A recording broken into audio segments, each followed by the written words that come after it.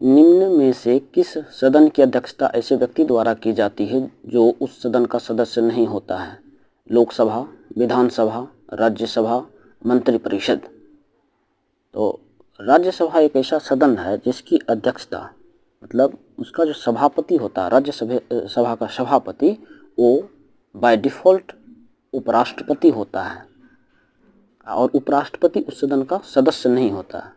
In fact उपराष्ट्रपति किसी भी सदन का सदस्य नहीं होता है।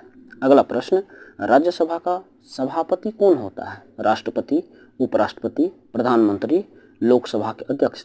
तो राज्यसभा का, अभी पढ़ा पिछले प्रश्न में हम लोगों ने, जो राज्यसभा का सभापति बाय डिफ़ॉल्ट उपराष्ट्रपति होते हैं और इसी पद के लिए मतलब राज्यसभा के सभापति होने का ही उनको वेतन या भत्ता मिलता है। उपराष्ट्रपति पद के लिए कोई वेतन भत्ता निर्धारित हमारे संविधान में नहीं किया गया है। अगला प्रश्न है, निम्नलिखित में से कौन सा शब्द या शब्दावली भारत के संविधान में उल्लिखित नहीं है?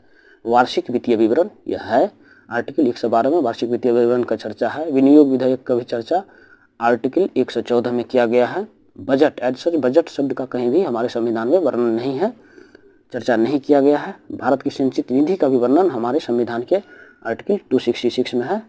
So correct answer is option C, that is budget. Budget हमारे संविधान में कहीं भी वर्णित एज सच नहीं है।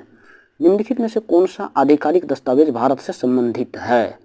आधिकारिक दस्तावेज होता है जो सरकार अपने वक्तव्य या सरकार का कोई भी कार्य जो होता है उससे संबंधित बातें जो जारी की जाती है और श्वेत पत्र पर जारी की जाती है। तो भारत के सरकारी दस्तावेज का नाम श्वेत पत्र है। और जब भी अपोजिशन या पार्टी गवर्नमेंट जो पार्टी इन गवर्नमेंट होती है, आर्गूमेंट होता है, तो किसी भी चीज़ के लिए वो अपोजिशन पार्टी उसे श्वेत पत्र जारी करने के लिए बोलती है।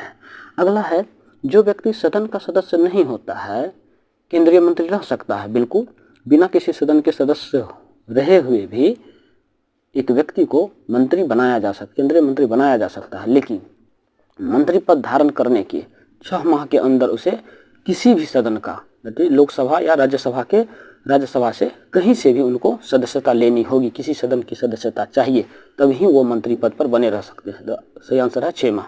अगला प्रश्न है, निम्नलिखित संविधान संशोधन में से कौन सा एक बताता है कि मंत्रिमंडल के कुल मंत्रियों की संख्या प्रधानमंत्री को सम्मिलित करते हुए लोकसभा के सदस्यों की कुल संख्या के 15% से अधिक नहीं हो सकती? बिल्कुल, इसका है 90वां संविधान संशोधन, 91st संविधान संशोधन, 92nd संविधान संशोधन, 93rd संविधान संशोधन। सो 91st संविधान संशोधन में यह प्रोविजन किया गया है कि कुल मंत्रियों की संख्या प्रधानमंत्री सहित 15% से अधिक नहीं हो सकती है। ये